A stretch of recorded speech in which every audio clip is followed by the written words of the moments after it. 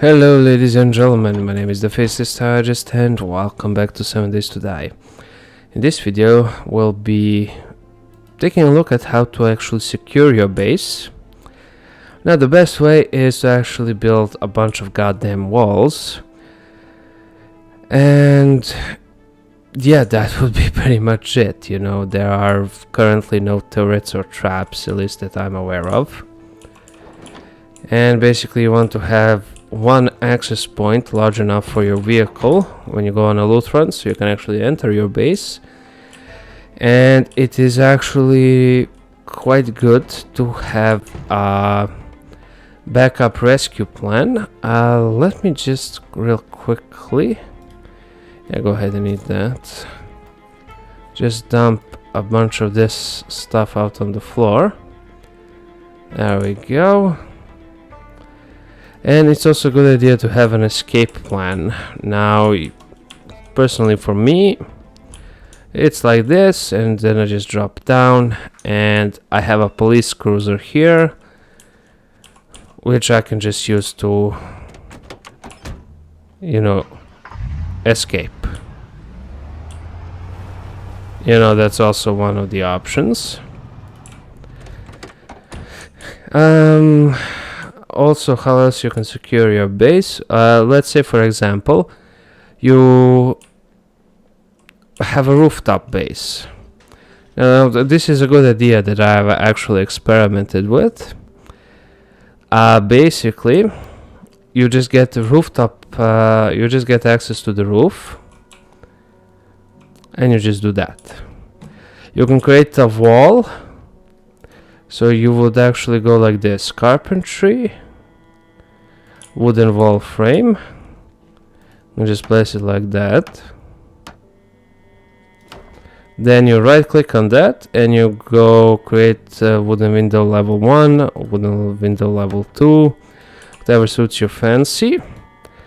And you're basically gonna want to remove the escape rope, and this is basically just a regular 2 sheet ropes, since we are on the second thingamajig on the second floor. And basically climb through, walk 2, carpentry, destroy.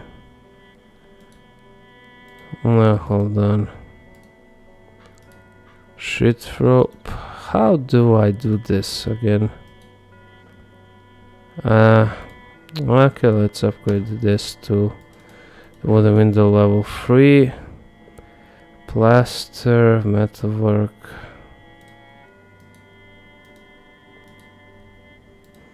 I knew the press requires a hammer and nails. Right, I don't have any nails. Okay, so yeah, that's what I was missing.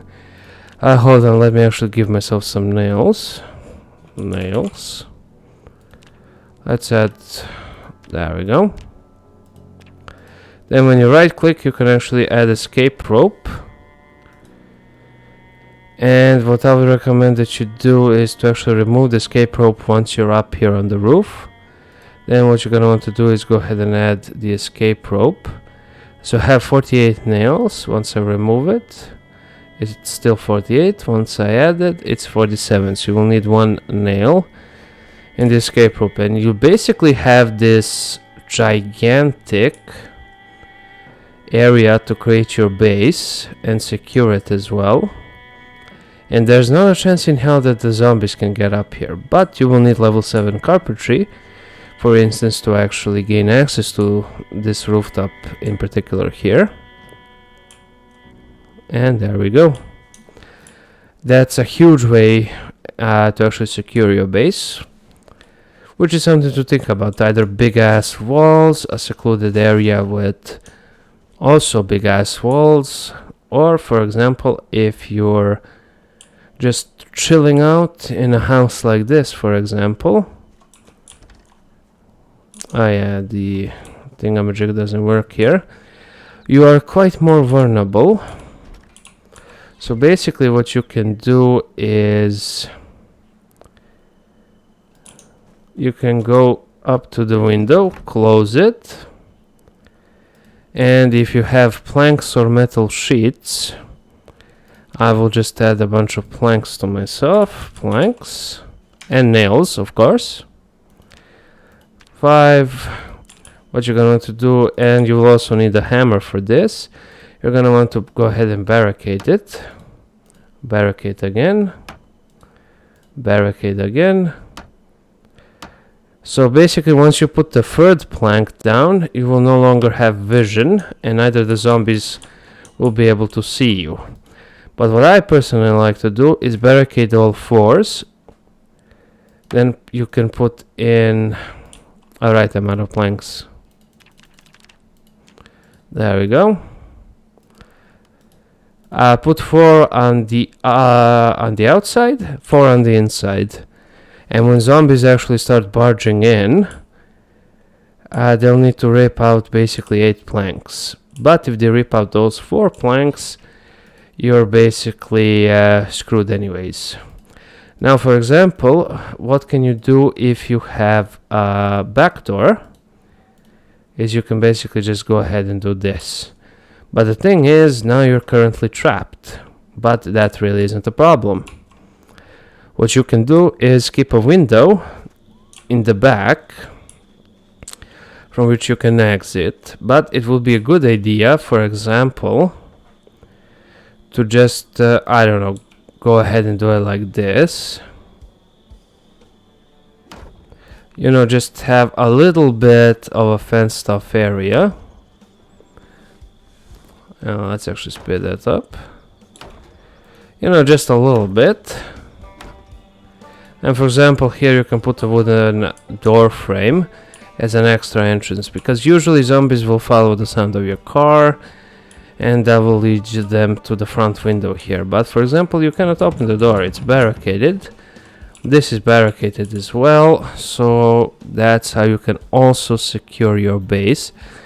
Personally, I prefer to go with the big ass walls, because you'll have plenty more crafting space, that is building space around. But this is also one of the better things that you can do. But you gotta keep this window, you know, also safe by having some sort of wall, so you can actually exit out of your base. Ideally, you should have 2 of those windows. For example, this one, or even better, this one actually. And you can just sort of build out a garage here, so you can actually park your vehicle. And yeah, you'll be safe here. But eventually you will need to go for the wall strategy, so you can have a safe place to farm out.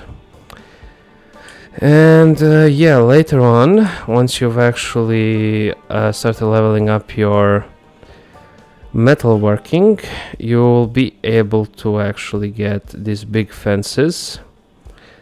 But that's at metalworking level 7, big wired fences like these ones. They have more health than the log walls or the regular plank walls. But until then, I mean, even after you've spent all of the resources to actually create a big ass wall like this, you can always double down, double layer it. Perhaps the next layer can be, you know, all metal, and your base will be safe. But of course, if you plan to do something like this in Louisville, for example, I believe that's what the town is called, or in one of these bigger cities, you'll probably need 3 layers or something. And it's always good to have an escape plan. An escape plan is more or less necessary. So figure that out. I gave you the 2 ideas. If you're living in an apartment, you can just throw the sheet of rope down and have an escape route like that, or you can even have an entrance to your base like that. It all really depends on your playstyle.